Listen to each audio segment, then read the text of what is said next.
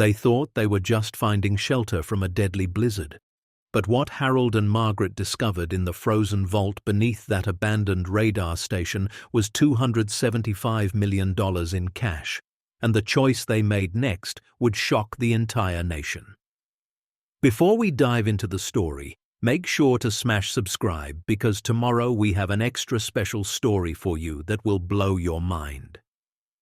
The sky over eastern Montana had turned the color of old bruises, purple and gray, pressing down on the empty highway like a threat. Harold Mitchell, 72 years old with hands still strong from a lifetime of working with tools, gripped the steering wheel of their 1998 Ford F-150 and squinted through the windshield. Beside him, Margaret, 70, adjusted her scarf and watched the clouds with the kind of quiet worry that comes from 5 decades of marriage. They knew each other's silences better than most people knew words. The truck's heater rattled and wheezed, pushing out air that was barely warm enough to keep the frost from creeping across the inside of the windows. Harold tapped the temperature gauge with one knuckle, a habit he'd developed over the past 3 winters when the truck started showing its age. Just like him, he thought. Still running, but barely.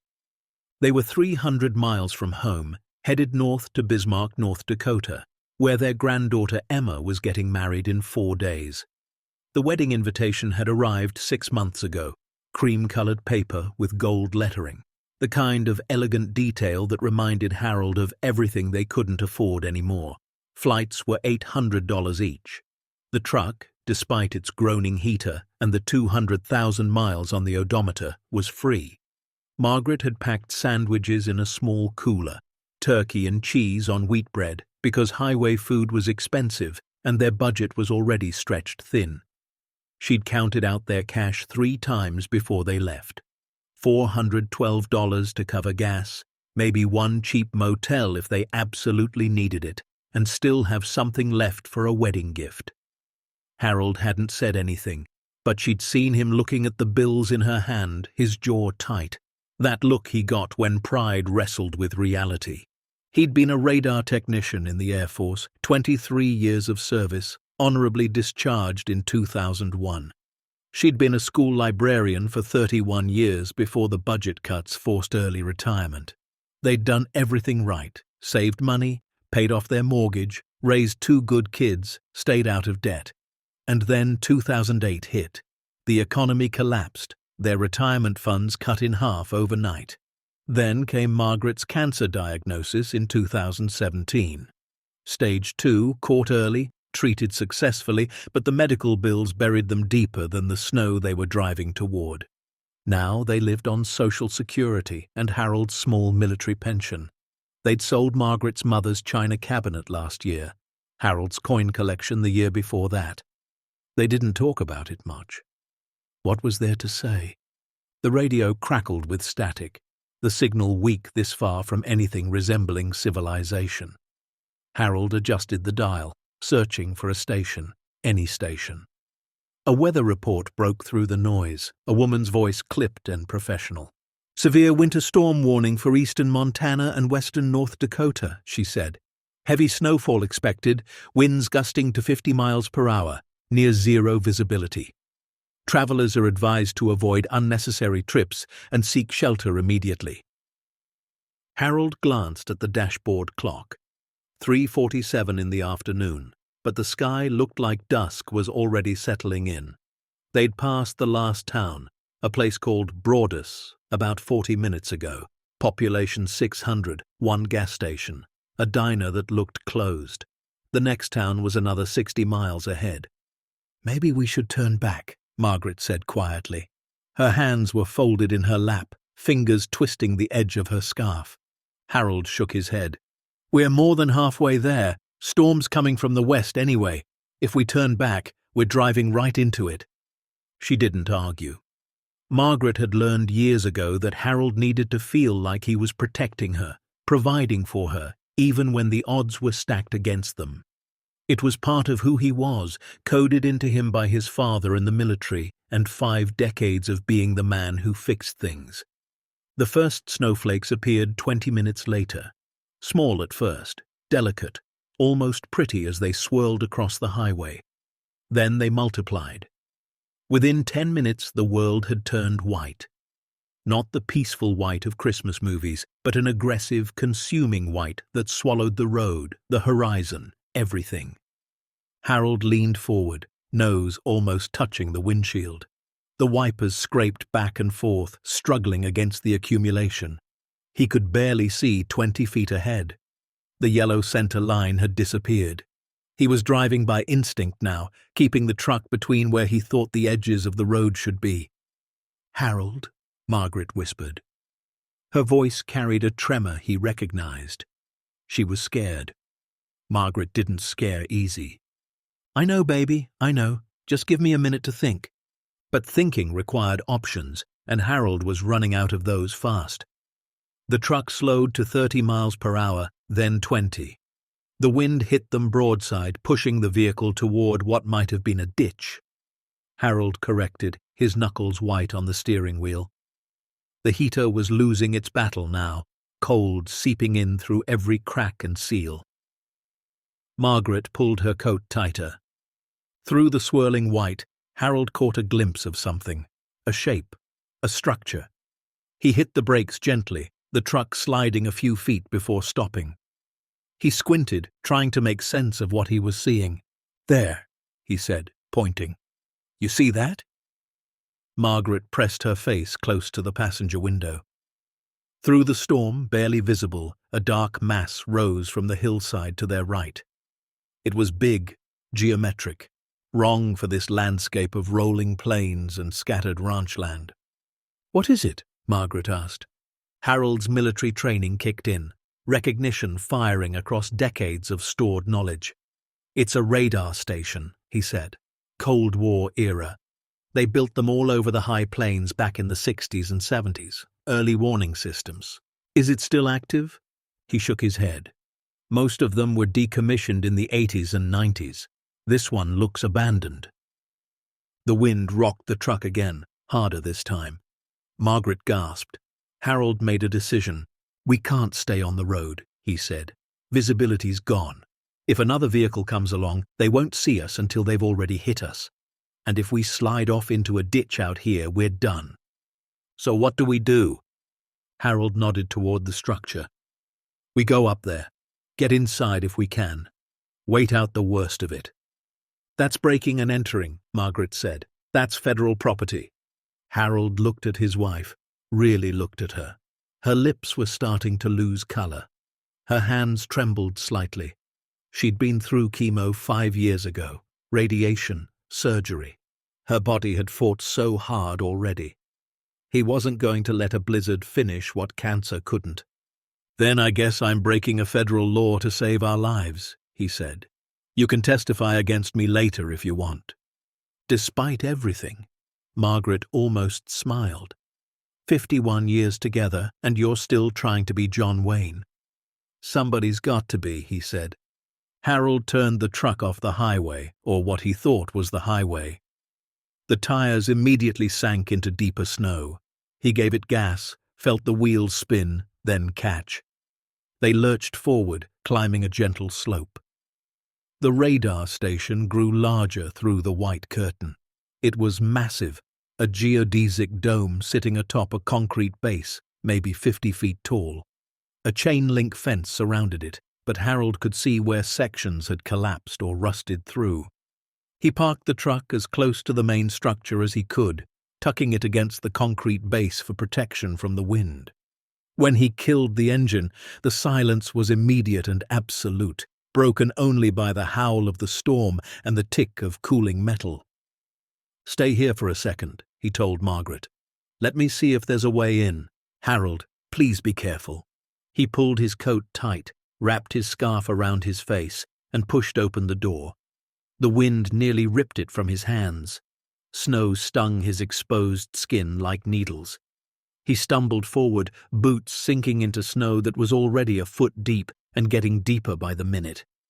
The main entrance was a heavy metal door, rusted but solid, with a padlock that had long since seized. Harold pulled on it anyway. Nothing. He moved along the perimeter, hands running along the concrete, searching. Military bases always had secondary access points, maintenance entrances, emergency exits. He found it on the north side, a smaller door, slightly recessed, protected from the worst of the weather. The lock here was broken, hanging loose from the hasp. Vandals, probably, years ago. Harold pulled hard, and the door groaned open 6 inches, then a foot. Cold air rushed out, but it wasn't as cold as outside. The structure had retained some insulation. He went back for Margaret, half carrying her through the deepening snow. She clutched her purse and the small bag they'd packed with a change of clothes. Harold grabbed the cooler and his old military duffel from behind the seat. Inside, he kept a flashlight, basic tools, emergency flares, the kind of preparations that never quite left a military man. They squeezed through the door, Harold pulling it shut behind them. The sound of the wind immediately muffled. They stood in darkness, breathing hard, snow melting off their coats and pooling at their feet. Harold clicked on his flashlight. The beam cut through the dark, revealing a long corridor with concrete walls painted in faded military green. Doors lined both sides, most of them closed, some hanging open. The air smelled stale but dry. Dust coated everything. "This way," Harold said, his voice echoing slightly. "We need to find somewhere we can settle in, somewhere away from exterior walls." They walked slowly, Margaret holding onto Harold's arm. Their footsteps sounded loud in the empty space. The flashlight beam swept across old signs. Authorized personnel only, restricted area, radiation hazard. Harold knew the radiation warning was standard for old radar installations, more precaution than actual danger. They passed what looked like old offices, desks still in place, papers yellowed and scattered across floors. File cabinets stood open, their contents long since removed or destroyed by time and weather. In one room, a calendar hung on the wall, frozen at July 1983. 43 years ago. The world had been so different then. Harold had been 29, Margaret 27, their kids still in elementary school. "Here," Harold said, pushing open a door. The room beyond was larger, might have been a break room or common area. There were a few chairs, a table bolted to the floor, and most importantly, no windows. One interior wall, which meant it would hold heat better. Margaret sank into one of the chairs, her breath still coming hard. Harold set down their bags and immediately started assessing their situation. He checked his phone. No signal. Of course not. They were in the middle of nowhere, inside a concrete and metal structure designed to block signals. "How long do you think the storm will last?" Margaret asked. Harold had been through enough Montana winters during his service to know. A storm this size, this violent, could last 12 hours or 3 days. He didn't tell Margaret that. Instead, he said, probably through the night, maybe into tomorrow. She nodded, accepting the lie because it was easier than the truth. "I'm going to look around," Harold said. "See if there's anything useful. Maybe a working generator, some emergency supplies they left behind." "Don't go far," Margaret said. "Please, I won't. You rest. Eat one of those sandwiches if you want." "I'm okay for now," she said, but her voice was weak. Harold knew she was trying to conserve their food, make it last. He also knew she needed to eat soon. Her diabetes required regular meals, and they'd had lunch 6 hours ago. He kissed the top of her head, grabbed his flashlight, and ventured deeper into the facility. The corridors branched and turned, leading him past dormitories with metal bed frames and rotting mattresses, past a bathroom where toilets had long since frozen and cracked, past storage rooms filled with rusted equipment and broken furniture. Then he found the operations center. It was a large circular room directly beneath the radar dome.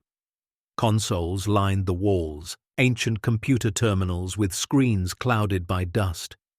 Cables ran everywhere, bundled and labeled with faded tags. In the center of the room, a metal staircase spiraled upward, leading to the dome itself. Harold played his flashlight across the equipment, recognizing some of it from his own time in radar operations. This would have been state-of-the-art in 1975, antiquated by 2000. All of it dead now, silent, a monument to a war that never came and a threat that eventually faded. But something caught his attention. In the corner, behind a bank of consoles, he saw a door marked Generator Room, authorized personnel only. Harold tried the handle. Locked. But the lock was just a standard key lock, nothing sophisticated. He pulled out his multi-tool, selected a thin probe, and worked the mechanism. 30 seconds later, it clicked open. The military had taught him many useful skills. Inside, 2 large diesel generators sat dormant, connected to fuel tanks that were probably empty. But Harold's flashlight found something else, a third smaller unit, a backup generator, the kind designed for emergency lighting and critical systems. He checked the fuel gauge. A quarter tank, maybe enough for a few hours of power. He found the manual start, checked the oil level, said a small prayer and pulled the cord. Nothing. He tried again. Still nothing. Third time the engine coughed, sputtered and caught. The sudden noise was shockingly loud in the confined space. The generator settled into a rough idle and overhead a few emergency lights flickered to life, dim and yellow but working. Harold smiled. First good thing that had happened all day. He made his way back to Margaret, the corridors now lit with weak emergency lighting.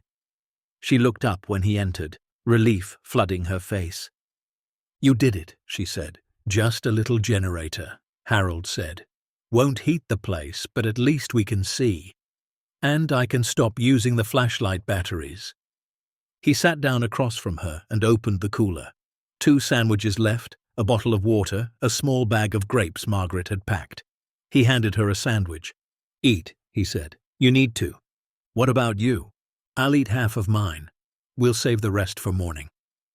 They ate in silence, the distant hum of the generator and the muffled roar of the storm outside the only sounds. The sandwich was dry, the bread a little stale, but it was food. Margaret took her insulin, measuring carefully from the pen she kept in her purse. She had enough for maybe 5 more days if she was careful. If they were stuck here longer than that, it would become a serious problem. After they ate, Harold explored more. He found blankets in what must have been a storage closet. Military-issue wool blankets, musty, but intact. He brought back 4 of them. He and Margaret wrapped themselves up, sitting close together for warmth. The temperature inside the facility was probably 40 degrees, cold but survivable with the blankets. "Tell me about Emma's dress," Harold said. He needed to keep Margaret's mind occupied, keep her spirits up. Margaret smiled, her first real smile since the storm hit. "It's beautiful," she said. "She sent me pictures. It's ivory with lace sleeves, very elegant. She's going to look just like her mother did." "She's got your eyes," Harold said. "And your stubborn streak," Margaret added. They talked about the wedding, about their granddaughter who was marrying a teacher, about how proud they were, about how they wished they could have contributed more financially. Margaret's voice eventually grew drowsy. Harold adjusted the blankets around her, and she leaned against his shoulder, eyes closing. Harold stayed awake, listening. The storm hadn't let up. If anything, it sounded worse. He thought about their truck outside, probably buried under 2 feet of snow by now. He thought about their route, about the wedding, about whether anyone would notice they were missing. Their daughter knew they were driving up, but she wouldn't expect them for another day or 2. No one would start looking for them until they didn't show up to the rehearsal dinner. They were on their own. Around midnight, Harold carefully extracted himself from Margaret's sleeping form and decided to explore the rest of the facility. He couldn't sleep anyway, and he wanted to know what else was here. Knowledge was survival. He found more offices, more storage rooms, more evidence of a facility that had once hummed with activity and purpose. He found a small medical station, the cabinets empty except for a few expired bandages and a bottle of aspirin from 1991. He found a communications room with radio equipment that would never work again. Then he found the restricted section. It was at the end of a corridor on the eastern side of the facility, marked with faded signs: restricted area, authorized personnel only, security clearance required. The door was different from the others, heavier, with a more substantial lock. But like everything else in this place, time and neglect had taken their toll. The lock was corroded, the seal broken. Harold hesitated. His military training told him that restricted meant restricted, even in an abandoned facility. But his practical mind told him he needed to know what was here, what resources might be available. He forced the door open. Beyond was a stairwell, concrete steps descending into darkness. The emergency lighting didn't extend down here. Harold pulled out his flashlight and started down, counting steps. 20, 30, 40.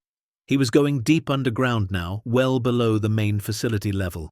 At the bottom, another door. This one was partially open, as if someone had left in a hurry and not bothered to secure it. Harold pushed through. The room beyond was large, maybe 30 feet square. The walls were lined with metal shelving units, and on those shelves were plastic containers, military surplus boxes, and filing cabinets.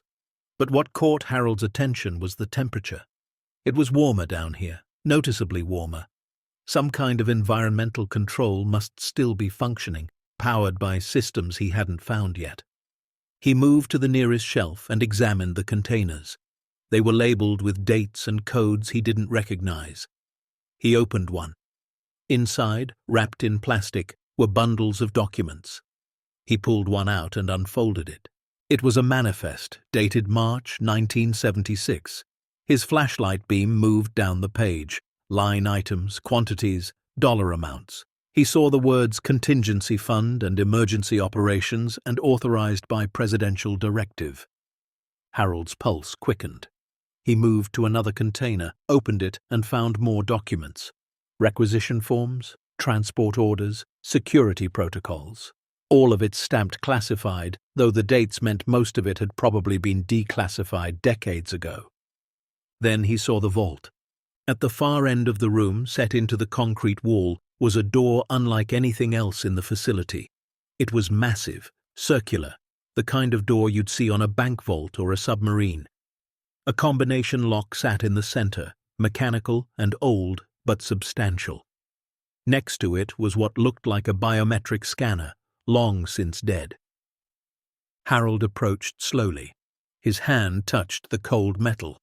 Why would an abandoned radar station need a vault like this? What had they been protecting? He tried the combination lock, spinning it randomly. Nothing. He examined the biometric scanner, but it was completely inert, no power, no response. He looked for an emergency override, something his technical experience might help him bypass, but found nothing obvious. He stood there for a long time, staring at that door, his mind racing. Whatever was behind it had been important enough to seal away in a vault 60 feet underground in the middle of Montana. Important enough to classify. Important enough to protect with multiple security measures. But not important enough to retrieve when they closed this place down. Harold made a mental note of everything he'd seen and headed back upstairs. Margaret was still sleeping, her breathing steady and peaceful. He didn't wake her. Instead, he sat down with his back against the wall and pulled one of the blankets around himself. Outside, the blizzard raged on, burying their truck, burying the road, burying any hope of rescue. But inside, Harold's mind was churning. He kept thinking about that vault, about the documents he'd seen, about the words contingency fund and presidential directive. He told himself it didn't matter. They were here to survive a storm, nothing more. When the weather cleared, they'd dig out the truck and continue to the wedding. Whatever secrets this place held, they weren't his concern. But sleep was slow to come, and when it finally did, Harold dreamed of locked doors and hidden rooms and choices he didn't yet know he'd have to make. Morning came without ceremony. Harold woke to grey light filtering through cracks in the door seals and the unchanging howl of wind. His back ached from sleeping against the concrete wall, his neck stiff, joints protesting the cold. He checked his watch. 6:43 in the morning. They'd been in the radar station for almost 15 hours. Margaret stirred beside him, blinking awake slowly. Her face looked pale in the dim emergency lighting, dark circles under her eyes. "Harold," she said softly, "is it still going?" He nodded. "Worse than yesterday, I think." They shared the last half sandwich and the grapes for breakfast, eating slowly to make it last, to make it feel like more than it was. Margaret took her insulin, and Harold watched her measure the dose with practiced precision. 3 more doses left after this one, 4 days. After that, things would get dangerous. The water bottle was half empty. Harold made a mental note to find more. Old facilities like this always had water somewhere, backup tanks or pipes that might still hold something drinkable. "I need to explore more," he told Margaret. "See what else is down here. Maybe find some supplies they left behind." "What kind of supplies?" Margaret asked. "This place has been empty for 40 years. Harold thought about the vault, about the documents he'd seen last night. He hadn't told Margaret yet, didn't want to worry her, didn't want to raise questions he couldn't answer. "You'd be surprised what people leave behind," he said. "Military's notorious for forgetting things when they shut down bases. I once found a whole warehouse of MREs at a decommissioned site in Nevada." She managed a small smile. "Well, if you find any memoirs from 1983, I'm not eating them." "Fair enough," Harold said. "You stay here, stay warm. I'll be back in an hour." "Harold, please don't get lost in here. I wouldn't know where to start looking." He squeezed her hand. "I've got a good sense of direction. Comes with the territory." He left her wrapped in blankets, looking small and fragile in the weak light. It made his chest ache. 51 years of marriage, and he still couldn't stand the thought of her in pain, in danger, in need. Harold made his way back through the corridors, past the operations center, past the generator room where the backup unit still chugged along faithfully. He found a storage area he'd missed last night and discovered 2 cases of bottled water, the plastic yellowed with age but the seals intact. He opened one, sniffed it, took a small sip. Tasted like plastic but seemed safe enough. He grabbed 4 bottles. In another room he found old emergency rations, military-issue survival bars from the 1970s. The packaging was intact, and while they'd be dry as sawdust, they were technically still edible. He took 6 of them. But his mind kept pulling him back to that restricted section, to the vault hidden 60 feet underground. In daylight, if you could call the grey stormlight filtering through cracks daylight, his curiosity burned stronger. He made his way back to the stairwell, descending into the darkness with his flashlight. The temperature rose as he went down, that same inexplicable warmth he'd noticed last night. At the bottom, he pushed through the door and entered the storage room. In better light from his flashlight, he could examine things more carefully. He went through the documents methodically, laying them out on top of one of the containers. Manifests, transport orders, security clearances. One document caught his eye, a presidential directive from 1974, signed by Gerald Ford. It authorized the establishment of emergency contingency funds at secure locations throughout the continental United States. In the event of nuclear war or catastrophic attack, these funds would be available for continuity of government operations. Harold's hands shook slightly as he read. He'd known about continuity of government plans, every military person did, but this was specific, detailed, real. He found a ledger, handwritten entries in neat block letters, dates ranging from 1974 to 1982. Deposits, transfers, verification checks. The amounts made his breath catch. 5 million here, 10 million there, 20 million, 40 million. The last entry, dated November 1982, showed a total of $275 million. Harold sat down hard on one of the containers. $275 million. Here, in this facility. Unless someone had retrieved it when they decommissioned the station. But the vault was still sealed. He stood up and approached it again, studying it in the full beam of his flashlight. The combination lock was mechanical, analog, the kind that didn't rely on electronics.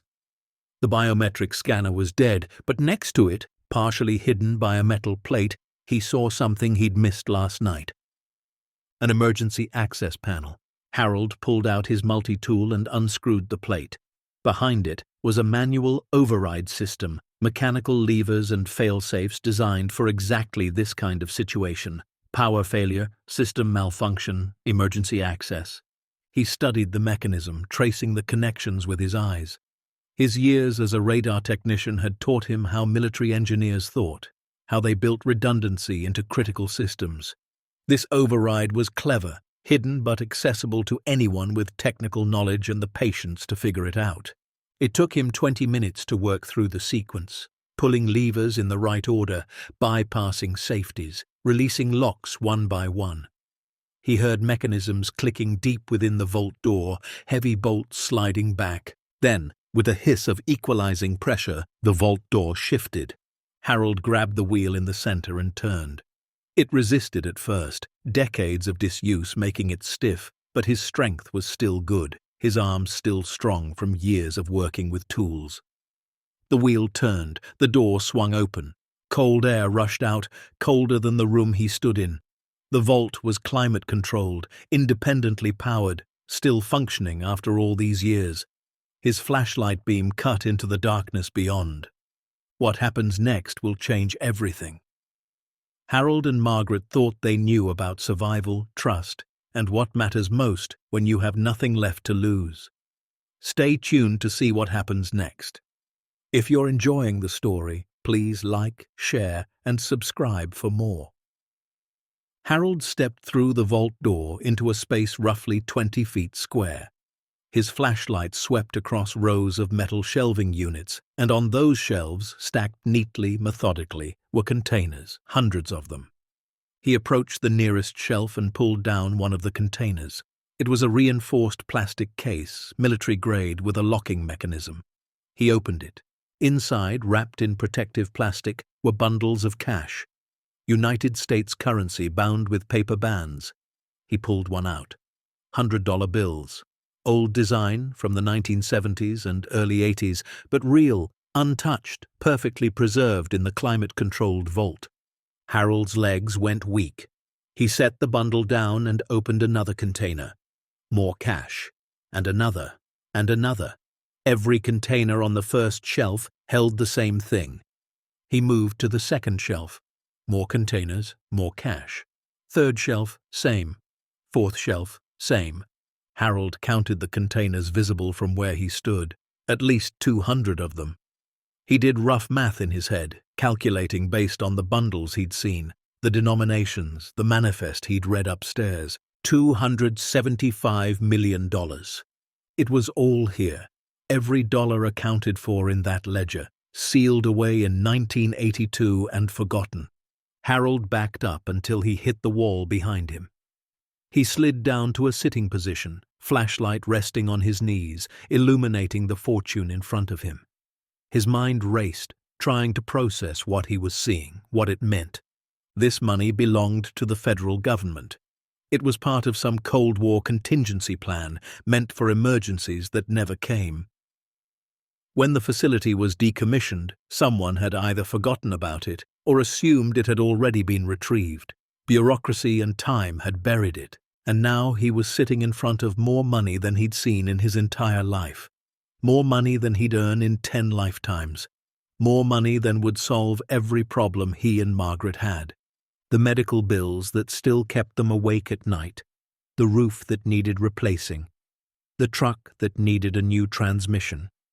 Emma's wedding, where they'd show up with a card and apologetic smiles instead of the generous gift they wished they could give. Margaret's medications, the ones that kept her alive, that they rationed and budgeted and prayed would last. All of it could be solved by what sat in this vault.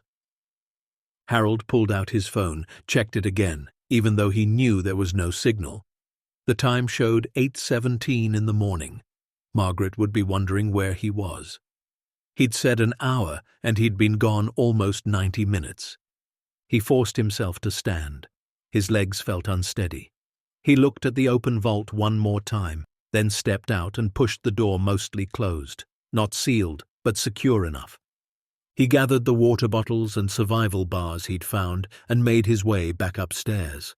His mind was chaos, thoughts colliding, questions multiplying. What was he going to tell Margaret? Was he going to tell her at all? She was standing when he returned, stretching her back, and she smiled when she saw the water bottles. "You found some," she said. "That's wonderful." Harold handed her a bottle and one of the survival bars. "It's old but sealed," he said. "Should be safe." Margaret examined the packaging. 1976, she read. "Older than our youngest grandchild." "If it's good enough for nuclear war, it's good enough for a blizzard," Harold said, but his voice sounded strange even to himself. Margaret looked at him more closely. "Are you all right? You look pale." Harold sat down heavily. "I'm fine. Just cold. Tired." She didn't believe him. He could tell, but she didn't press. That was Margaret's way. She gave him space when he needed it, trusted him to tell her things when he was ready.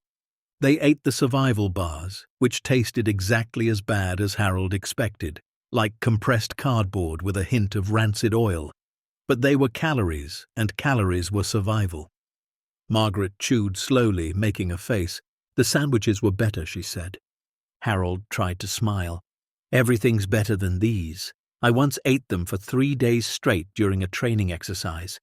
Thought I'd never taste food again." "But did you survive?" "Obviously," Harold said. "I'm here complaining about them." "Then they're doing their job," Margaret said. They sat quietly for a while. Harold could hear the storm still raging outside, undiminished. The radio he'd tried earlier still picked up nothing but static. They were completely cut off. "Harold," Margaret said softly, "what did you find down there?" He looked up. "What do you mean?" "You've been acting strange since you came back, and you were gone longer than an hour. What did you find?" Harold's throat felt tight. He'd never been good at lying to Margaret. 51 years of marriage meant she could read him like one of her library books.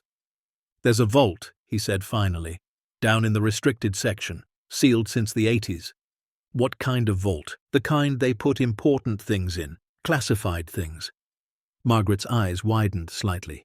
"Harold, we shouldn't be messing with classified materials." "It's been 43 years, Harold said. "Most of it's probably declassified by now, and besides, the place is abandoned. No one's coming back for it." "But what's in it?" Harold hesitated. This was the moment. He could lie, could tell her it was just old equipment or documents, could protect her from the weight of what he'd found. But that wasn't their marriage.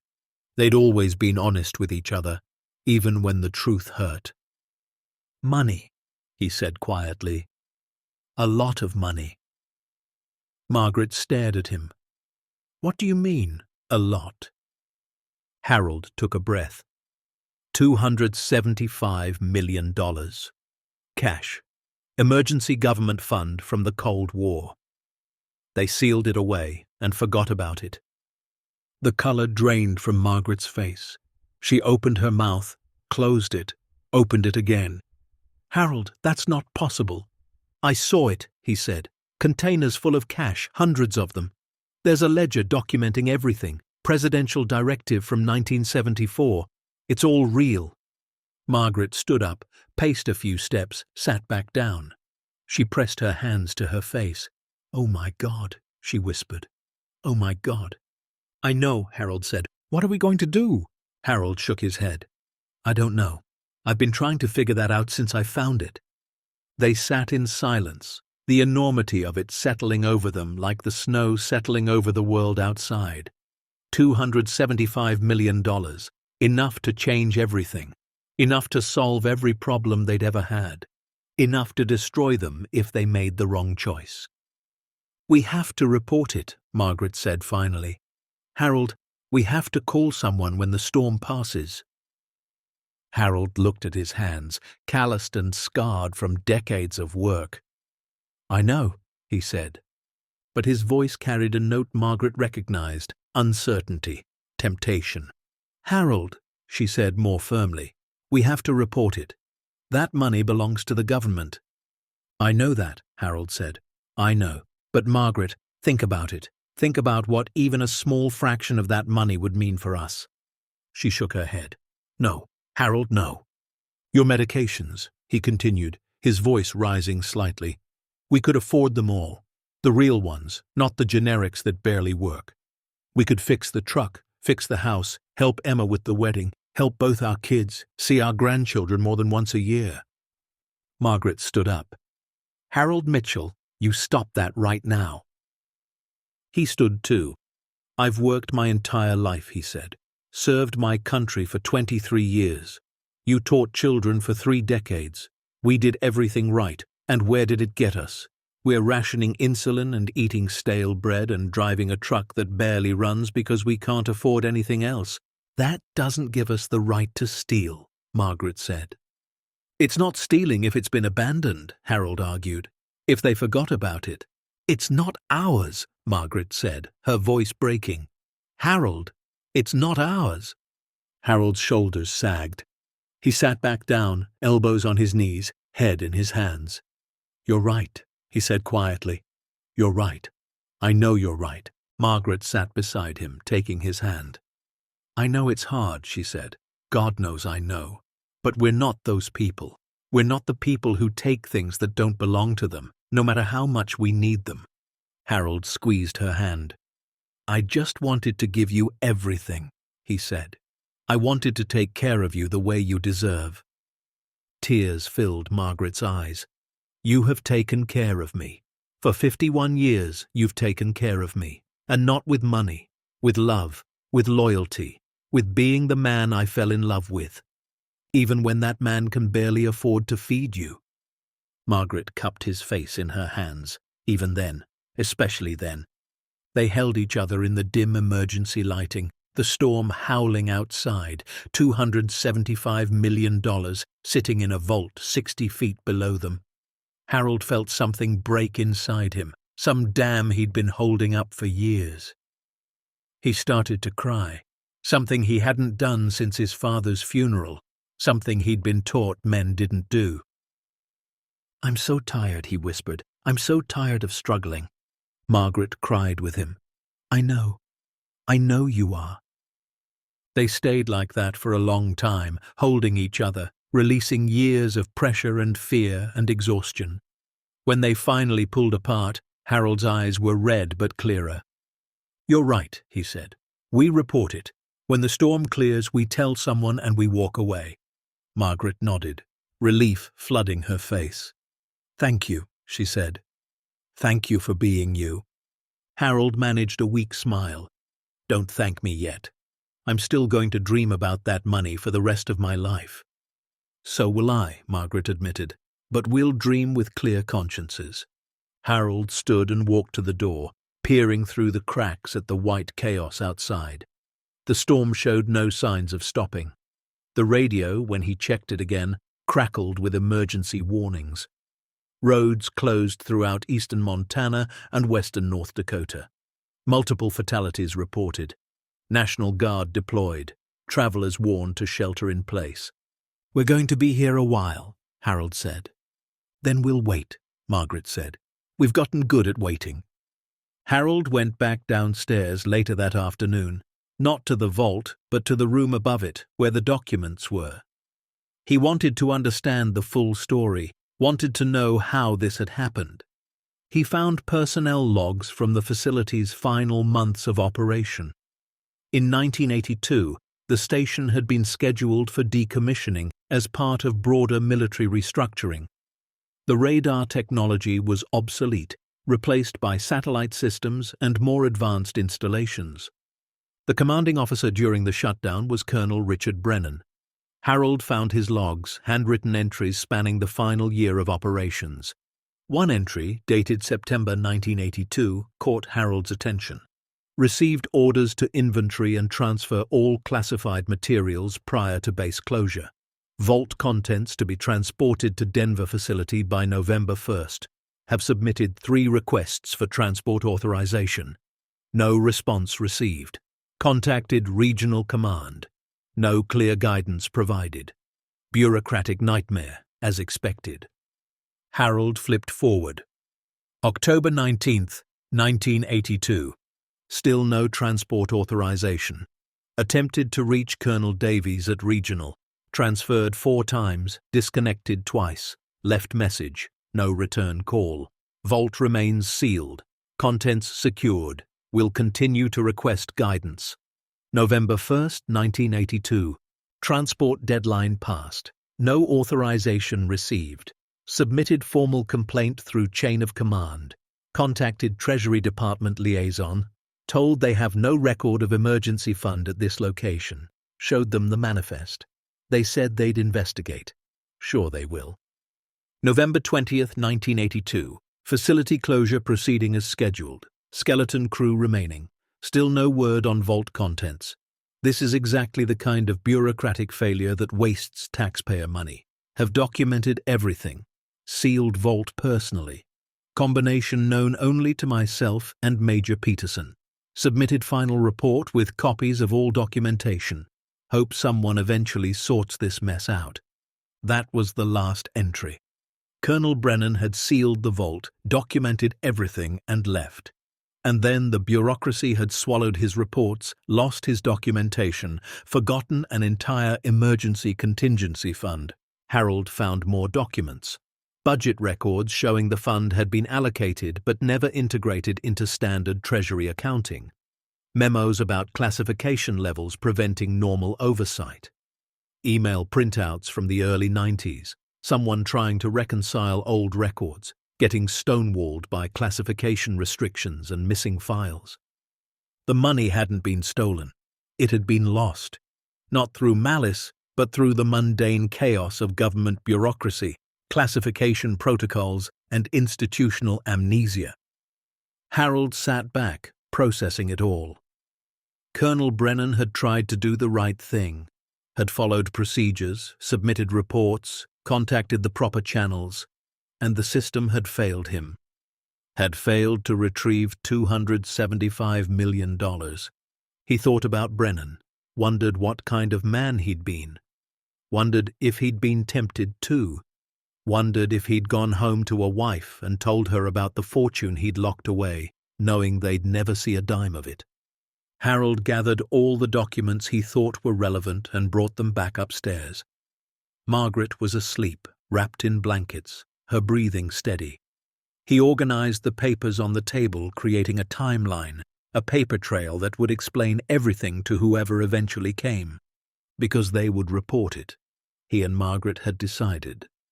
But Harold wanted to understand it first, wanted to know the whole story. He found Colonel Brennan's personal log in a separate folder. The entries were more informal here, less official. June 1982. My son starts college in the fall.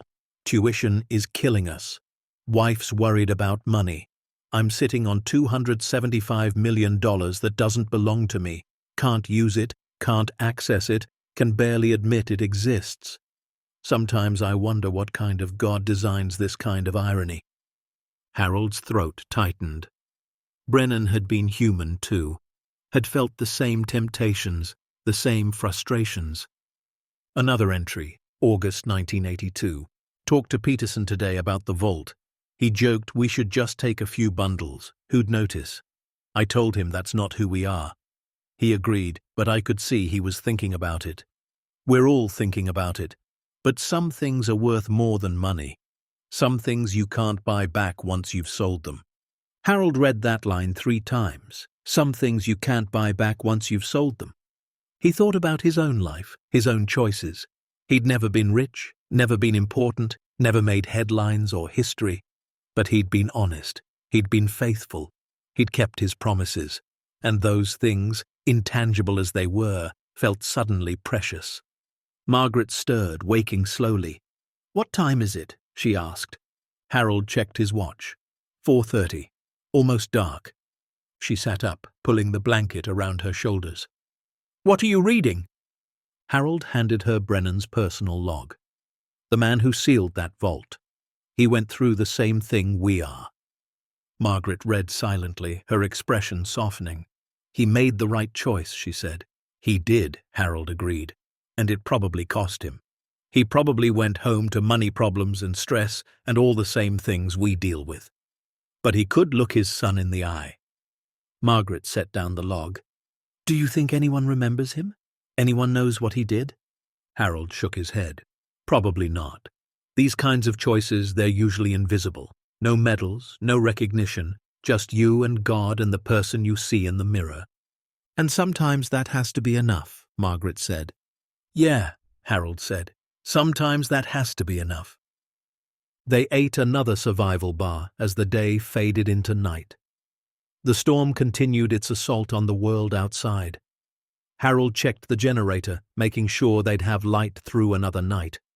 Margaret took her insulin, one dose closer to running out, and $275 million sat in a vault below them, untouched, unclaimed, a test they hadn't asked for but couldn't avoid. Harold lay awake that night, Margaret sleeping beside him. He thought about Colonel Brennan, about the choice he'd made.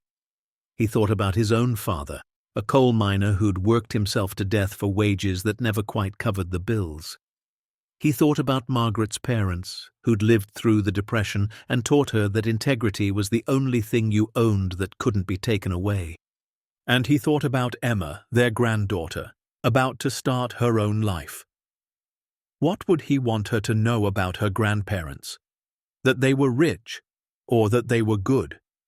Harold knew the answer. He'd always known it, but knowing something and accepting it were different things. Tomorrow, he'd go back to that vault. He'd document everything, take photos, prepare to hand it all over to whoever came, but tonight he'd let himself mourn what could have been, because that was human too. Day 2 began with silence. Harold woke first, his body aching from another night on the concrete floor despite the blankets. The emergency lights still glowed their sickly yellow, and the generator still hummed somewhere in the depths of the facility. But something had changed in the air, a heaviness that pressed down on everything. Margaret was already awake, sitting up with her back against the wall. Her face looked drawn, older somehow than it had 2 days ago. She was staring at her insulin pen, turning it over in her hands. "How many left?" Harold asked, though he already knew. 2 doses, Margaret said quietly. "Maybe 3 if I stretch them." Harold's chest tightened. 2 doses meant 2 days. 3 at most. After that, her blood sugar would spike, and without medication, things would deteriorate fast. He'd seen it happen to other diabetics during his military service. Confusion, weakness, organ damage, coma. "We'll be out of here before then," Harold said, but the words felt hollow. Margaret looked at him with eyes that had seen through his reassurances for 5 decades. "Harold," she said, "we need to talk about what happens if we're not." "No," Harold said firmly, "we're not doing that. The storm will break. We'll get out. But what if it doesn't? What if we're stuck here for a week? We won't be." "Harold," Margaret's voice was gentle but insistent. "We have to be realistic." "Realistic?" Harold stood up, pacing the small room. "Realistic is that we've been dealt a bad hand our whole lives and we just keep playing it. Realistic is sitting on $275 million while you ration your medication because we can't afford more." Margaret stood too. "Don't," she said. "Don't go there again." "Why not?" Harold's voice rose. "Why shouldn't I go there? We agreed to do the right thing, to be good people, to follow the rules. And what has it gotten us? You're going to die in an abandoned radar station because we can't afford a plane ticket." "I'm not going to die," Margaret said. "You might," Harold shouted. "And it would be because of me, because I couldn't provide, because I spent my whole life being honorable and dutiful, and it was never enough." The words hung in the cold air between them. Harold's hands were shaking. Margaret's eyes filled with tears. "Is that what you really think?" she asked quietly. That you failed me? Harold turned away, unable to face her. Every day, he said. Every single day when I see you counting pills or skipping meals or wearing the same coat you've had for 15 years. Margaret crossed to him, took his hands in hers. Look at me, she said. Harold, look at me. He did. Tears were streaming down her weathered face. You have never failed me, she said. Not once, not ever. Do you understand? How can you say that? Harold whispered. Look where we are. I am looking, Margaret said. I see my husband who drove me 300 miles in a dying truck because he knew how much our granddaughter's wedding meant to me. I see the man who broke into a federal facility to save my life. I see someone who's been fighting for us every day for 51 years. Harold's composure finally broke.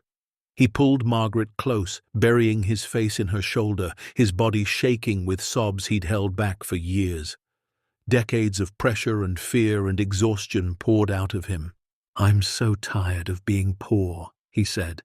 I'm so tired of watching you suffer.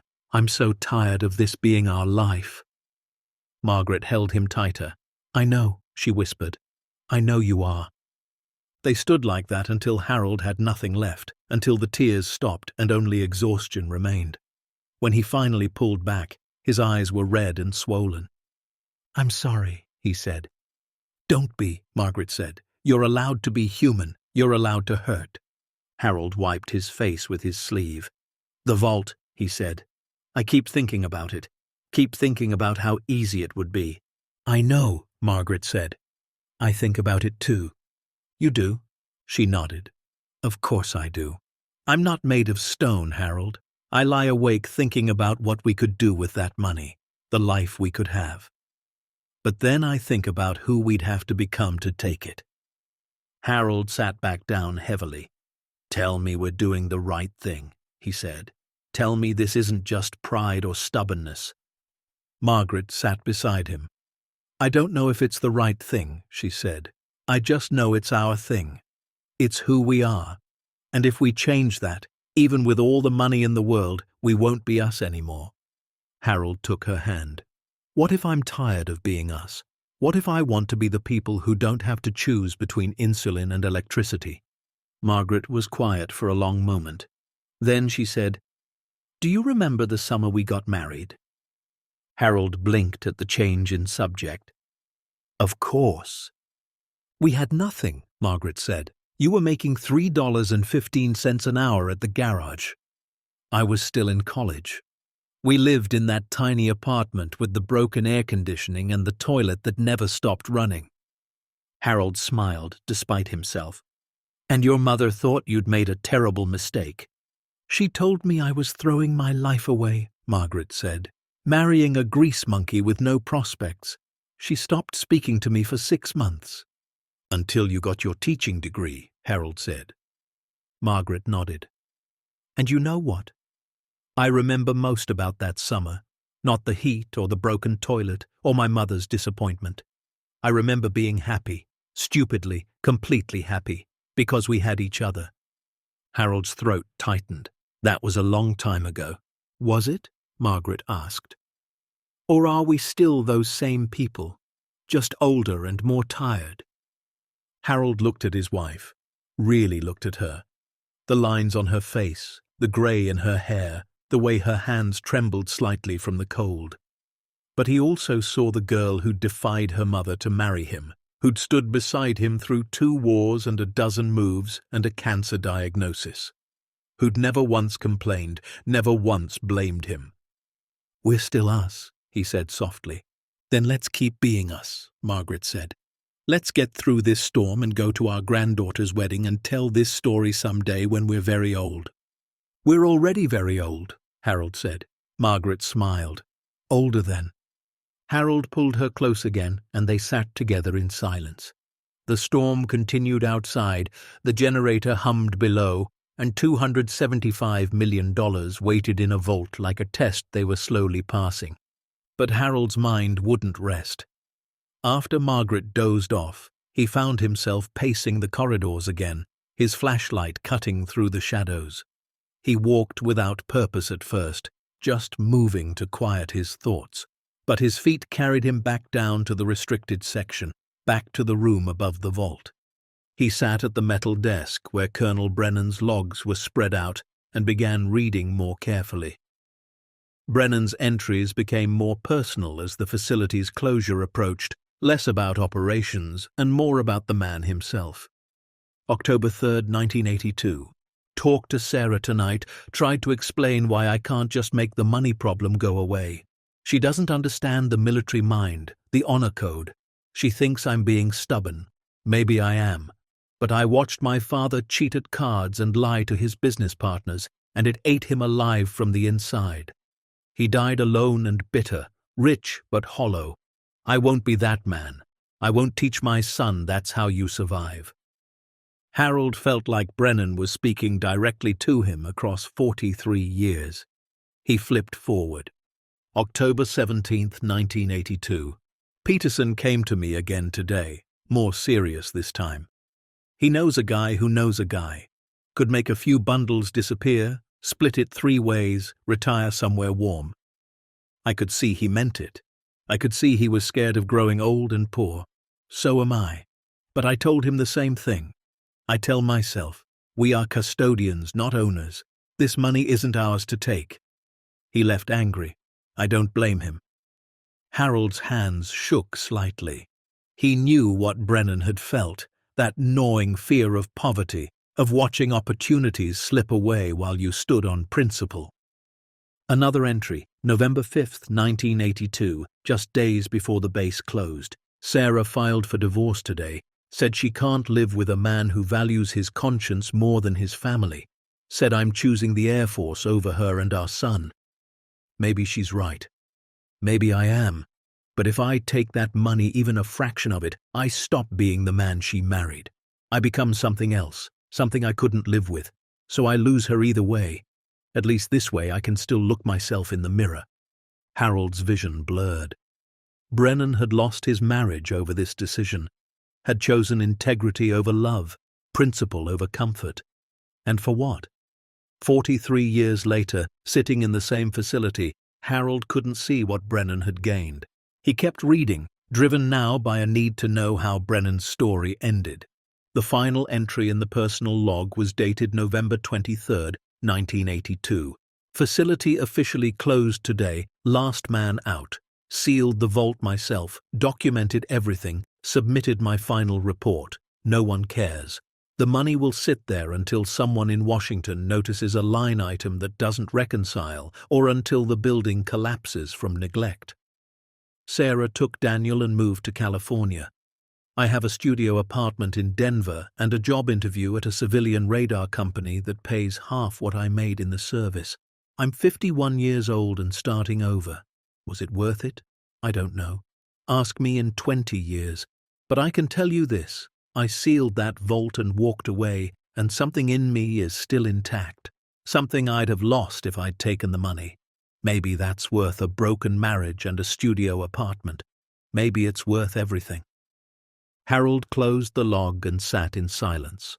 Colonel Brennan had paid the ultimate price for his integrity, had lost his wife, his son, his career, everything that mattered, and he'd still chosen to do the right thing. Harold wanted to find that inspiring, wanted to feel strengthened by Brennan's example. Instead, he felt angry. Angry that good men were asked to sacrifice everything. Angry that doing the right thing cost so much while doing wrong seemed to pay so well. He stood abruptly, walked to the vault door. It was still partially open, exactly as he'd left it. He pushed it wider and stepped inside. His flashlight beam swept across the containers of cash, row after row of them. He approached the nearest shelf and pulled down a container, opened it, pulled out a bundle of hundreds. The bills were crisp, real, perfect. He held the bundle in his hand, felt its weight. $10,000. That's what a bundle this size would be. Enough to buy Margaret's insulin for 2 years. Enough to fix the truck. Enough to breathe for the first time in a decade. He could take one bundle, just one. Who would know? The manifest was from 1982. No one had checked this vault in 43 years. No one even knew it existed anymore. One bundle out of hundreds, out of $275 million. Harold stood there for a long time, the bundle of cash in his hands, temptation whispering in his ear. He thought about Margaret upstairs, rationing her last 2 doses of insulin. He thought about Emma's wedding, about showing up empty-handed while other guests gave generous gifts. He thought about every bill collector, every declined credit card, every time he'd had to tell Margaret no when she deserved yes. His fingers tightened on the bundle. Then he heard Colonel Brennan's voice in his head, reading from that final log entry. Something in me is still intact, something I'd have lost if I'd taken the money. Harold looked down at the cash in his hands. $10,000. And all it would cost was everything he was. He put the bundle back in the container, closed it, stepped out of the vault, pulled the door mostly shut behind him. His hands were shaking. His whole body was shaking. He'd just walked away from the easiest solution to every problem he had. And it felt like dying. Harold made his way back upstairs and found Margaret awake, sitting up, looking worried. "Where were you?" she asked. "You were gone almost an hour." Harold sat beside her. "I was down at the vault," he said. "I held the money. Thought about taking some." Margaret's expression didn't change. "Did you?" "No," Harold said. "But God help me, I wanted to." Margaret took his hand. "That's what makes it a real choice," she said. "If it was easy, it wouldn't mean anything." "I don't feel noble," Harold said. "I just feel stupid." "Maybe they're the same thing sometimes," Margaret said. They sat together as the day wore on. The storm outside showed no signs of breaking. If anything, the wind sounded fiercer, the howl more insistent. Harold tried the radio periodically, but all he got was static and occasional fragments of emergency broadcasts. Roads closed, National Guard deployed, fatalities reported. They were running out of food. The survival bars were gone. They had 2 bottles of water left. Margaret took her second-to-last dose of insulin, her hands steady but her face pale. Harold knew they were in trouble. Real trouble. If the storm didn't break soon, if rescue didn't come, Margaret would run out of medication. And then it would become a different kind of choice entirely. As evening approached, Harold went back to exploring the facility, desperate for anything useful. He found an old first aid kit with bandages and expired antibiotics. He found a transistor radio that didn't work. He found a photograph pinned to a bulletin board in one of the dormitories. The photo showed a group of airmen, maybe 20 of them, standing in front of the radar dome. They were young, smiling, full of purpose. On the back, someone had written, "Bravo Shift, July 1977, best crew ever." Harold studied their faces. These men had lived here, worked here, believed they were protecting their country from nuclear attack. And now the place was empty, forgotten, their service reduced to a photograph pinned to a crumbling wall. He thought about his own service, his 23 years in radar operations. Had it mattered? Had any of it mattered? Or was he just another photograph waiting to be forgotten? That night, Harold and Margaret talked about their lives in a way they hadn't in years. Maybe it was the isolation, maybe the stress, maybe the proximity to death that made them want to remember living. "Tell me about when we met," Margaret said. "Tell it the way you remember it." Harold smiled. "You were at the library," he said. "Eastern Montana College, fall 1971. I was there studying for a technical exam. You were shelving books in the reference section." "I didn't notice you at first," Margaret said. "I noticed you," Harold said. "You were wearing a blue dress and you had your hair up. You were humming something." "Was I? Some song I didn't recognize. I watched you for 20 minutes before I got the courage to ask if you could help me find a book on electrical engineering. And I showed you the wrong section," Margaret laughed. "You showed me the mechanical engineering section," Harold said. But I didn't correct you. I just followed you around and asked questions." "You must have thought I was an idiot," Margaret said. "I thought you were the most beautiful woman I'd ever seen," Harold said. And I was right. Margaret's eyes glistened. "We were so young," she said. 23 and 21, Harold said. "Thought we knew everything." "We knew enough," Margaret said. "We knew what mattered." Harold kissed her forehead. "Still do," he said. They fell asleep holding hands, and Harold dreamed of easier times. He dreamed of their tiny apartment with the broken air conditioning, of Margaret in her blue dress, of a world where all they needed was each other. He woke to Margaret shaking him. "Harold," she whispered. "Harold, listen." He sat up, instantly alert. "What is it?" "The wind," Margaret said. "Listen." Harold listened. It took him a moment to realize what was different. The howling had stopped. The constant roar that had been their soundtrack for 2 days had diminished to a low moan. "The storm's breaking," Harold said. He stood and moved to the door, peering through the cracks. The white chaos outside had settled into a steady snowfall, heavy but no longer blinding. "We might be able to get out," Margaret said. Harold checked his watch. 4:17 in the morning. Dawn was still 2 hours away, but the worst of the storm had passed. He tried his phone again. Still no signal. Tried the radio. Static, then a fragment of broadcast. National Weather Service reports storm system moving east, clearing expected by midday. Emergency services beginning search and rescue operations. If you are stranded, remain in place and await assistance. Do not attempt to travel. Roads remain impassable. Harold looked at Margaret. "We could try to walk out," he said. "Find help." Margaret shook her head. "How far to the nearest town? 20 miles? 30? Through 3 feet of snow? Harold, I can barely walk across this room." She was right. They were in no condition to hike through a blizzard's aftermath. Their best chance was to stay put and hope someone found them. Or they could call for help. Harold pulled out the emergency radio he'd found in the communications room. It was old, military issue, probably didn't work, but it was worth trying. He spent the next hour trying to get it operational, using his technical knowledge and spare parts he scavenged from the facility. Margaret watched him work, her faith in his abilities still strong after all these years. Finally, the radio crackled to life.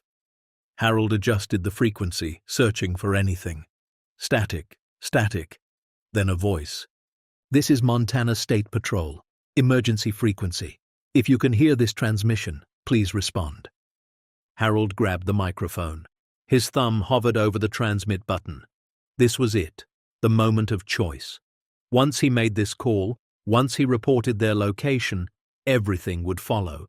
Rescue, discovery, the vault, the money, all of it. He could still stay silent. Could wait. Could take what they needed from the vault and walk away when the roads cleared. Margaret put her hand on his arm, not pulling him back, not pushing him forward, just being there. Harold pressed the transmit button. "Montana State Patrol, this is Harold Mitchell. My wife and I are stranded at an abandoned radar facility approximately 40 miles west of Broadus. We've been here 2 days. We're safe, but we need assistance." He released the button. Static. Then, "Copy that, Harold Mitchell. Can you provide more specific location information?" Harold gave them coordinates from the facility maps he'd found, described the dome structure, the access road, everything he could remember from their drive up. "Understood," the dispatcher said. "We have National Guard units in your area conducting rescue operations. Can you confirm how many people need assistance?" 2, Harold said. "Myself and my wife. She's diabetic and running low on medication." "Understood." "What is your medical status otherwise?" "We're cold and hungry but otherwise unharmed." "Copy that. We'll dispatch a unit to your location. Estimated arrival time 3 to 4 hours. Can you maintain your position?" "Affirmative," Harold said. "Harold Mitchell, please be advised that federal authorities will also need to be notified of your presence in a restricted facility." Harold took a breath. Understood, he said. And dispatcher, there's something else you need to know. Go ahead. This facility contains a sealed vault with approximately $275 million in emergency government funds, dated early 1980s. I can provide documentation. There was a long silence. Then can you repeat that, sir? Harold repeated it, giving them the basic details. He could hear confusion and disbelief in the dispatcher's voice, but they took down the information. Federal authorities will definitely want to speak with you, the dispatcher said. Please remain at your location and await rescue. We're not going anywhere, Harold said. He set down the microphone. His hands were steady now. The choice was made. He'd reported their location, reported the vault, reported everything. There was no going back. Margaret squeezed his hand. You did it, she said. We did it, Harold corrected. How do you feel? Harold thought about it. Terrified, he said. Relieved, stupid, proud. I don't know. That sounds about right, Margaret said. They sat together in the growing light, waiting for rescue. Harold thought about Colonel Brennan, about the choice he'd made 43 years ago in this same facility, about how he'd walked away from a fortune and lost everything that mattered to him. But Brennan had been alone in his choice. Harold had Margaret. And maybe that made all the difference. The rescue team arrived just after 8 in the morning. Harold heard the snowmobiles before he saw them, their engines cutting through the quiet. He and Margaret made their way to the entrance, stepping out into a world transformed by snow. Everything was white, pristine, beautiful, and deadly. 3 snowmobiles pulled up, each carrying 2 people, State Patrol, National Guard, and someone in a dark suit who definitely wasn't local rescue. Harold and Margaret Mitchell? The state trooper asked. That's us, Harold said. They were wrapped in blankets, given water and energy bars. A paramedic checked Margaret's blood sugar, gave her a protein shake, started organizing for insulin from their medical supplies. The man in the dark suit approached Harold. Agent Carl Matthews, he said, showing credentials. Treasury Department. You want to tell me about this vault? Harold nodded. It's real, he said.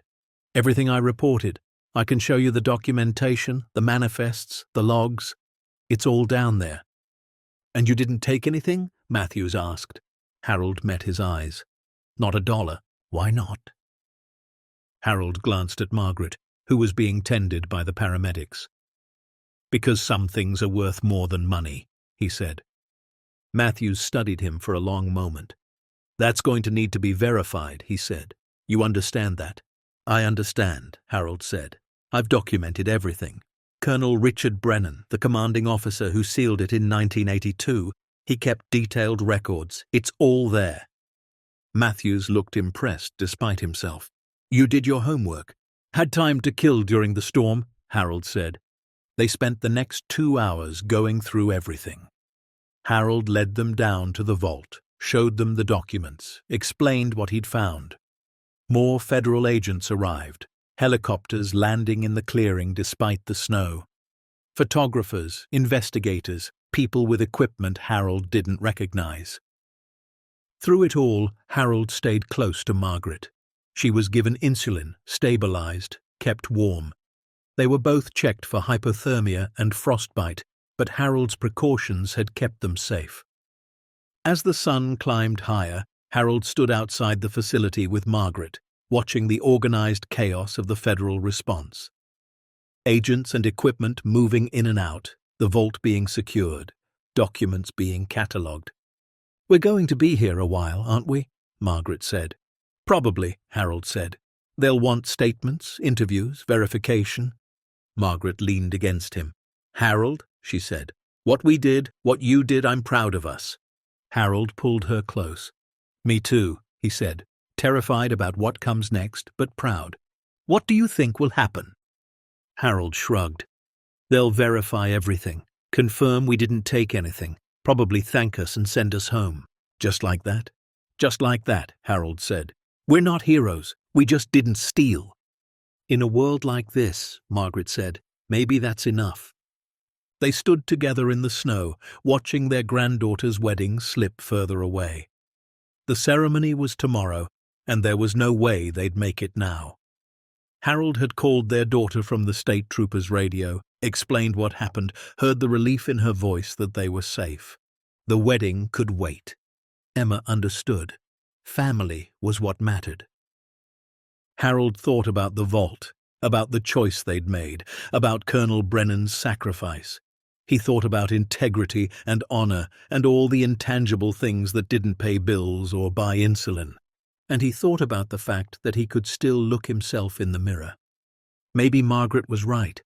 Maybe in a world like this, maybe that was enough. The hospital room in Miles City was small but warm, the kind of warmth Harold and Margaret hadn't felt in 3 days. Margaret lay in the bed with an IV in her arm, her color already returning. The doctor, a tired-looking woman in her 50s, had explained that another 12 hours without insulin, and they'd be looking at a very different outcome. "You're lucky," the doctor said. "Another day and we'd be talking about organ damage." Harold sat in the chair beside Margaret's bed, still wearing the thermal blanket the paramedics had given him. Lucky wasn't the word he'd use, but he was grateful. Deeply, profoundly grateful. The federal agents had followed them to the hospital. Agent Matthews sat outside the room, waiting. They wanted statements, documentation, verification that Harold and Margaret hadn't taken anything from the vault. Harold understood. $275 million didn't just appear without questions. A nurse brought Harold coffee and a sandwich. He ate mechanically, tasting nothing. Exhaustion had settled into his bones like concrete. "How are you feeling?" he asked Margaret. "Better," she said. "The IV is helping." And being warm, God, I'd forgotten what warm felt like. Harold managed a smile. 3 days, he said. "Feels like 3 years." Margaret reached for his hand. "We made it," she said. "We survived." "Barely," Harold said. "If that storm had lasted another day, if we hadn't found that station." "But we did," Margaret interrupted. "And we made the right choice." Harold nodded, but something in his expression made Margaret frown. "What is it?" she asked. "The wedding," Harold said. "We missed it. Emma got married yesterday and we weren't there. Harold, she knows. Our daughter called while you were asleep. Emma understands completely. They're going to have a reception in a few months. We can be there for that." "It's not the same," Harold said. "No," Margaret agreed. "But it's what we have. And we're alive to celebrate with them eventually. That's what matters." Agent Matthews knocked on the doorframe. "Mr. and Mrs. Mitchell," he said. "When you're feeling up to it, we need to conduct formal interviews." "Now's fine," Harold said, starting to stand. "Harold," Margaret protested, "you need to rest." "I need to get this done," Harold said. "The sooner we give them what they need, the sooner we can go home."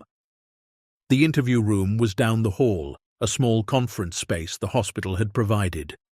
2 federal agents sat across from Harold and Margaret, a recording device between them. "For the record," Matthews said, "this is February 11th, 2026, 9:47 a.m. Present are Harold Mitchell, Margaret Mitchell, myself Agent Carl Matthews with the Treasury Department, and Agent Diane Foster with the Department of Defense." The questions started simple. How did you find the facility? Why did you go inside? When did you discover the vault? Harold answered methodically, walking them through everything.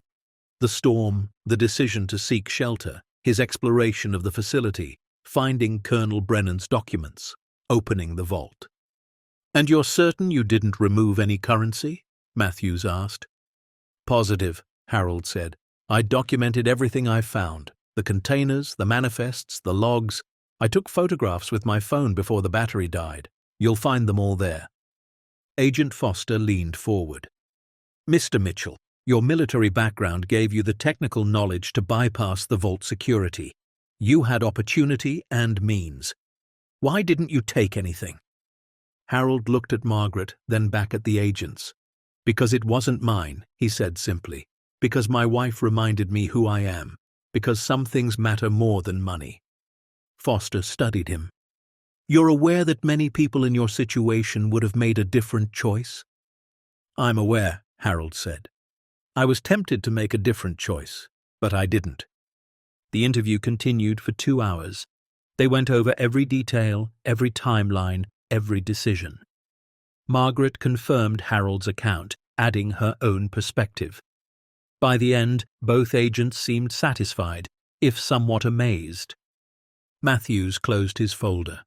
Mr. Mitchell, Mrs. Mitchell, pending verification of the vault contents and your account, I want to say something off the record.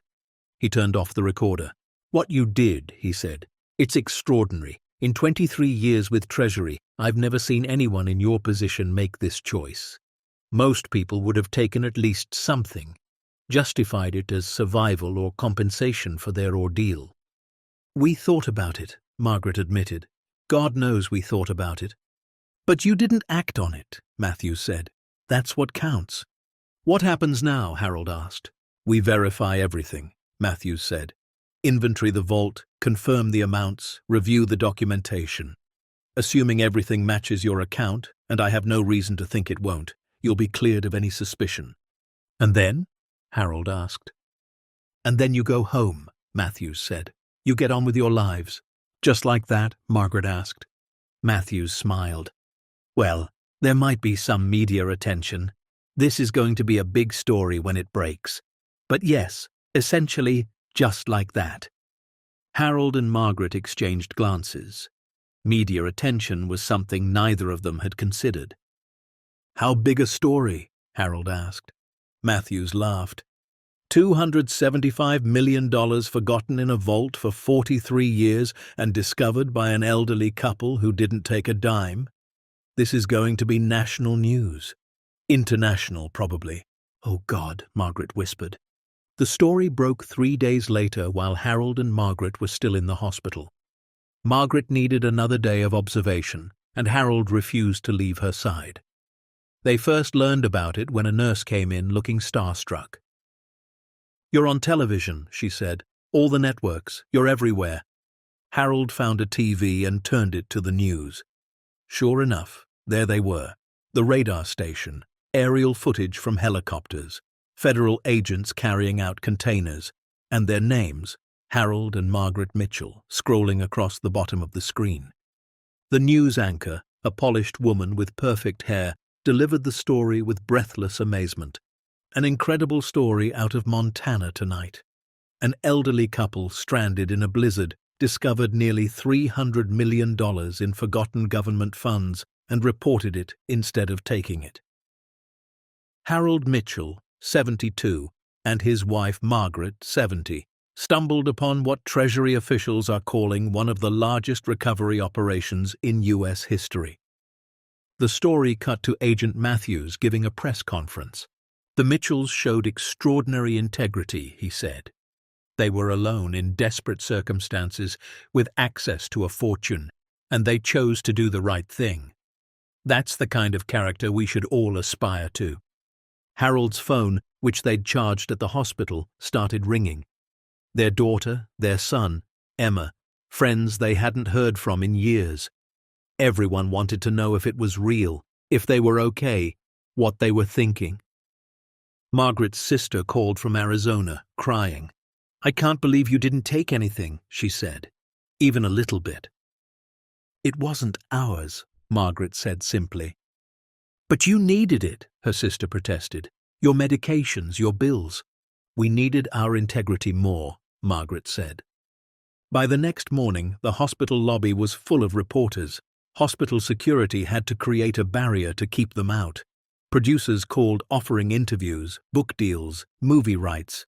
Harold declined them all. We're not doing this for attention, he told one particularly persistent producer. We just want to go home. But the attention found them anyway. Social media exploded with their story. Some people called them heroes, others called them fools. Online forums debated what they should have done, what anyone would have done. Harold read some of the comments on a nurse's tablet and wished he hadn't. "They're idiots," one person wrote, "literally sitting on a fortune while they ration insulin. Darwin Award winners." Another responded, "They're what's still right with America. Integrity over greed. We need more people like this." The debate raged across platforms, across dinner tables, across the entire country. The Mitchells had touched something deeper than just a story about money. They'd forced people to confront what they'd do in the same situation. On the fifth day, Harold and Margaret were finally cleared to leave. Agent Matthews came to see them before they went. "Everything checks out," he said.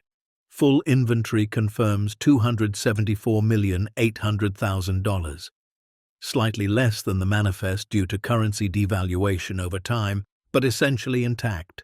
You're completely cleared. Thank you," Harold said. Matthews hesitated. "There's something else," he said.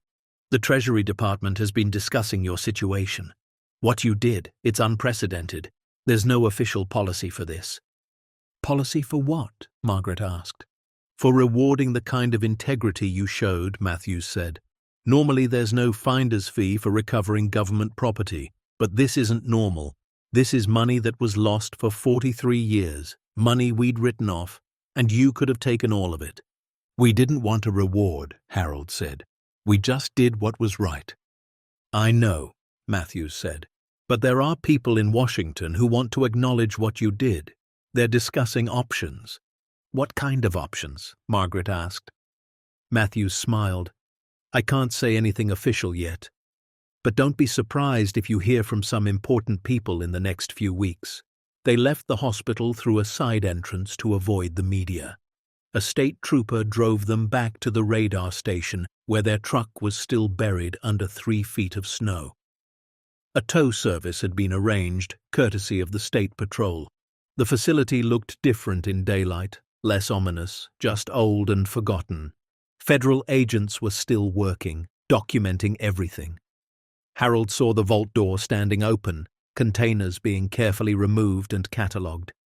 "Colonel Brennan would be glad someone finally sorted it out," Harold said quietly. "You think about him a lot, don't you?" Margaret said. "Every day since I found his logs," Harold admitted. "He made the same choice we did. And it cost him everything." "Maybe not everything," Margaret said. "Maybe he kept the parts that mattered." Harold hoped she was right. Their truck started on the third try, coughing blue smoke but running. Harold drove them home through roads finally cleared by plows, past drifts taller than their vehicle. The drive took 6 hours instead of 4, but they made it. Their small house on the edge of Billings looked exactly as they'd left it. Peeling paint, sagging porch, gutters that needed cleaning. But it was home. Harold had never been so happy to see it. Inside, the heat was still on, kept at 58 degrees to save money. They turned it up to 70 and sat on their worn couch, just breathing, just being home. "We made it," Margaret said. "Yeah," Harold said. "We did." But they both knew it wasn't over, not really. The phone calls started the next day. The mayor of Billings wanted to honor them. The Veterans Association wanted Harold to speak. Churches wanted them to share their story. Everyone wanted a piece of their narrative, wanted to touch what they'd done. Harold and Margaret tried to refuse, but some requests were harder to turn down than others. When the principal at Margaret's old school asked if she'd speak to students about integrity, Margaret couldn't say no. She stood in the library where she'd worked for 31 years, facing 200 high school students who'd probably never thought much about old people or choices or right and wrong. "My husband and I found more money than most of you will see in your entire lives," Margaret said. "And we were desperate, really desperate. The kind of desperate where you count pills and skip meals and wonder if you'll survive." The room was silent, every student listening. "And we didn't take it," Margaret continued. "Not because we're special, not because we're better than anyone else, but because we knew that taking it would change who we were. And we liked who we were, even if who we were was poor." A student raised her hand. "But you could have helped so many people with that money," she said. "Isn't that selfish?" keeping it from people who needed it? It wasn't ours to give, Margaret said gently. That's the thing about integrity. It's not about what you want to do or what you think would be better. It's about respecting what belongs to others and trusting the system to do what's right. Harold spoke at the Veterans Hall, standing before men and women who'd served just as he had. Some of them were struggling just like he was, living on fixed incomes, fighting the VA for benefits, wondering how they'd fallen so far after giving so much.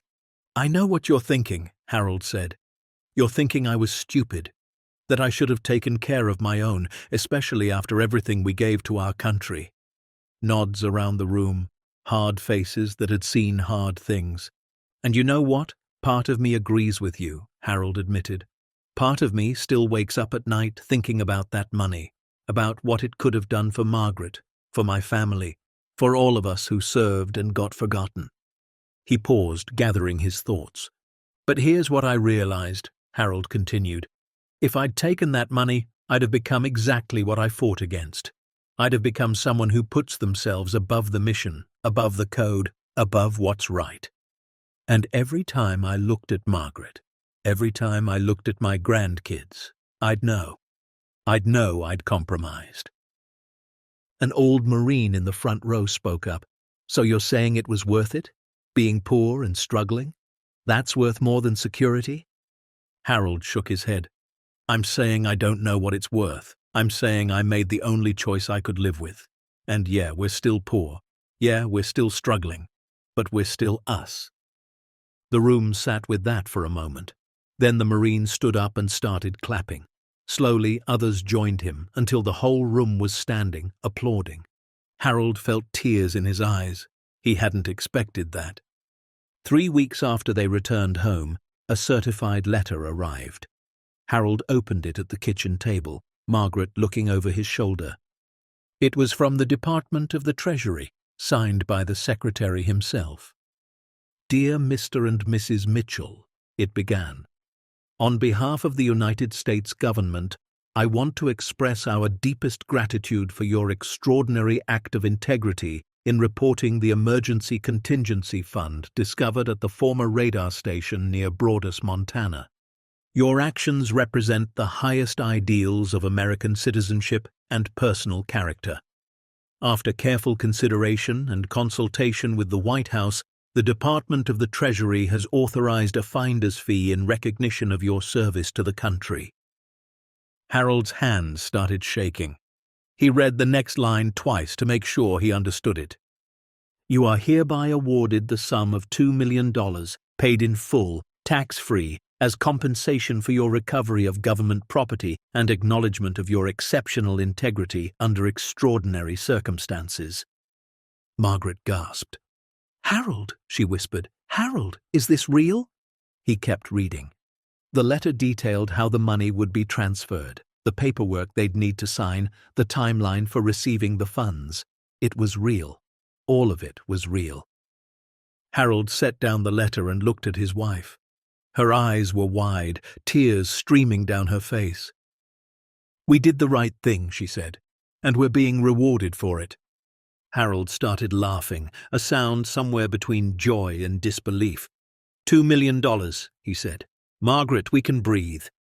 She threw her arms around him, and they held each other in their tiny kitchen with the drafty windows and the ancient refrigerator that hummed too loud. They held each other and cried and laughed and couldn't quite believe their lives had just changed. The money arrived 6 weeks later, $2 million deposited directly into their account. Harold checked the balance 3 times to make sure it was real. The first thing they did was buy Margaret's insulin, a year's supply, no more rationing, no more fear. The second thing was fix the truck, a new transmission, new tires, everything it needed. The third thing was replace the roof, which had needed it for 5 years. But Harold and Margaret weren't flashy with the money. They didn't buy a new house or fancy cars. They paid off their medical bills, set up college funds for their grandchildren, helped their kids with their mortgages. They donated to the library where Margaret had worked and to the Veterans Association.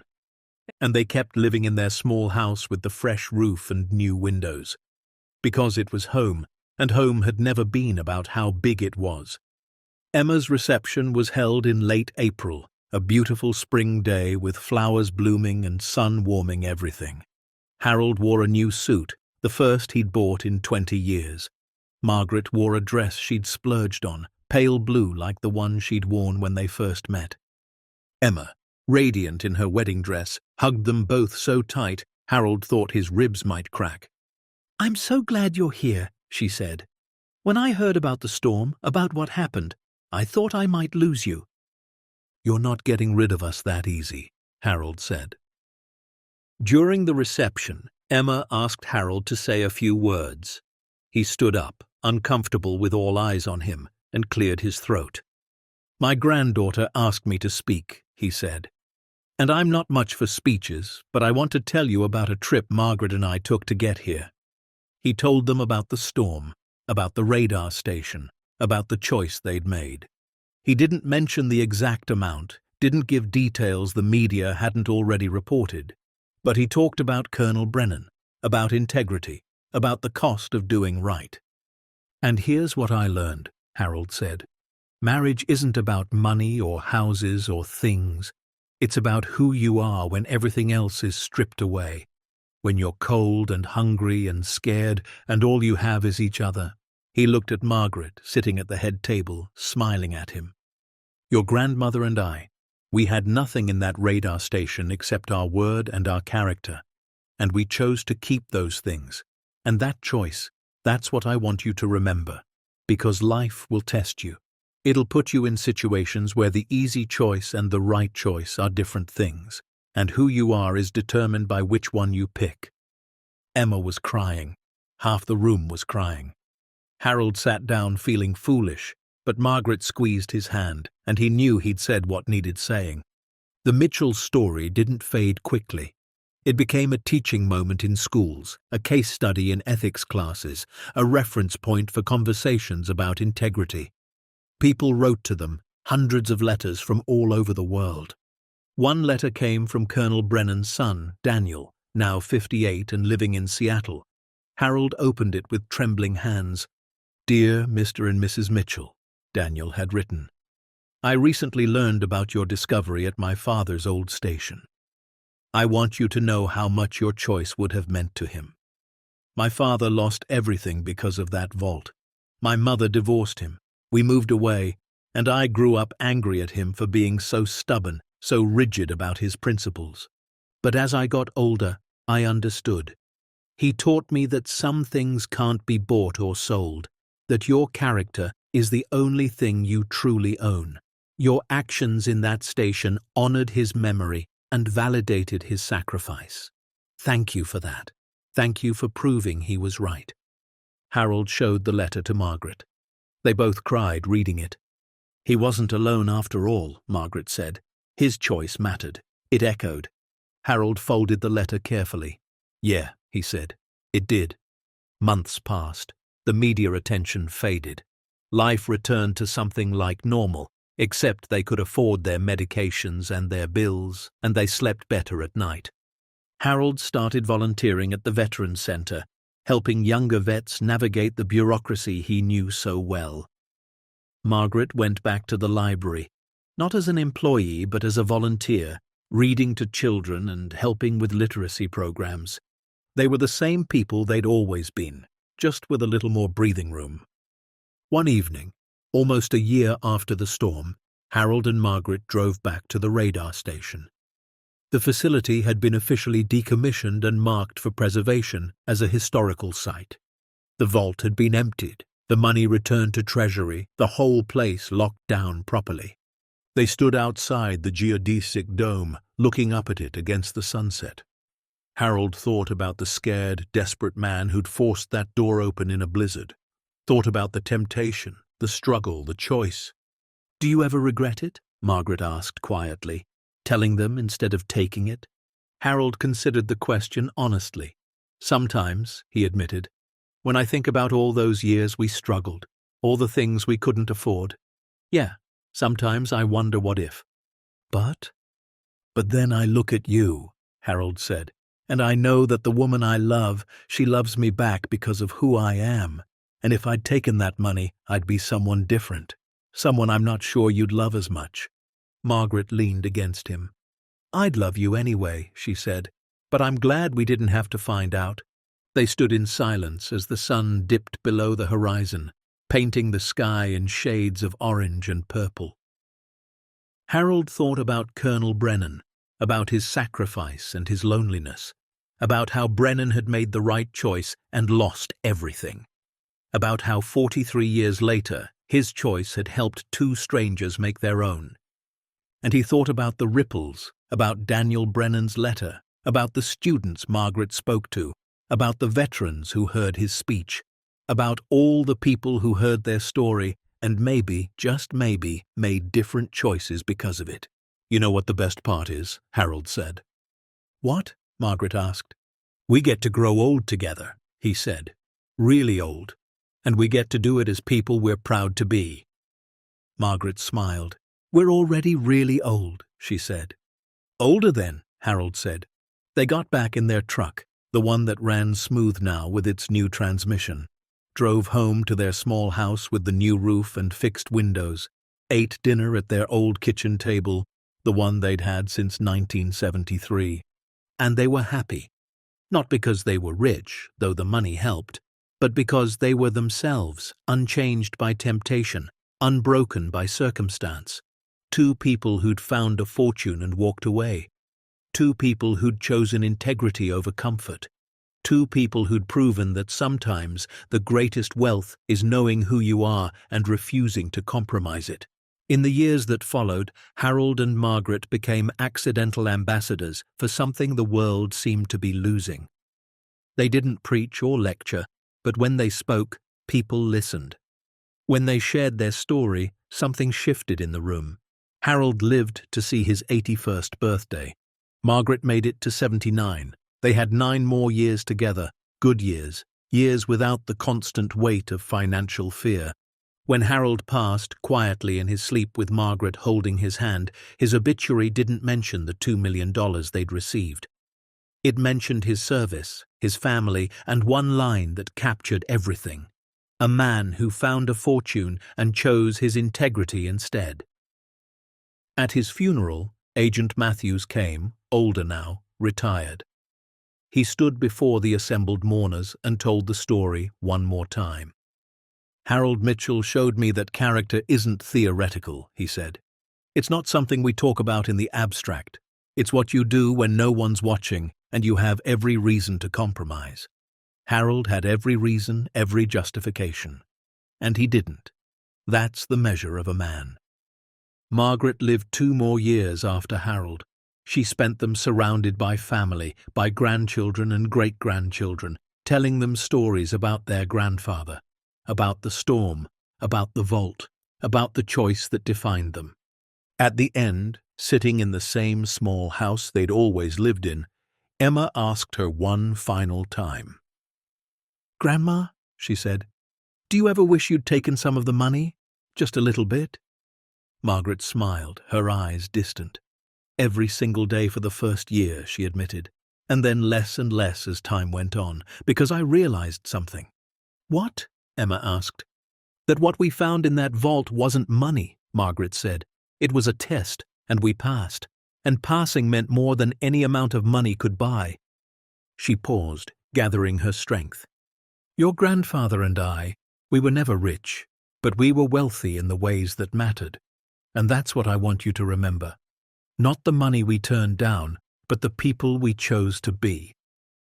Margaret passed peacefully that night, and her children found a letter she'd written, addressed to anyone facing a similar choice. It said simply, "The hardest right is always better than the easiest wrong. Always." The Mitchells' story became part of the fabric of American mythology, not the soaring kind with monuments and statues, but the quiet kind that gets passed down through families, the kind that makes people pause and think when they face their own moments of choice. The radar station was eventually turned into a museum, documenting both its Cold War history and the remarkable story of the couple who sheltered there. Colonel Brennan's logs were displayed alongside the Mitchells' photographs. A plaque outside read, "Integrity has no price." And somewhere, in schools and churches and dinner table conversations, the question still gets asked, what would you do?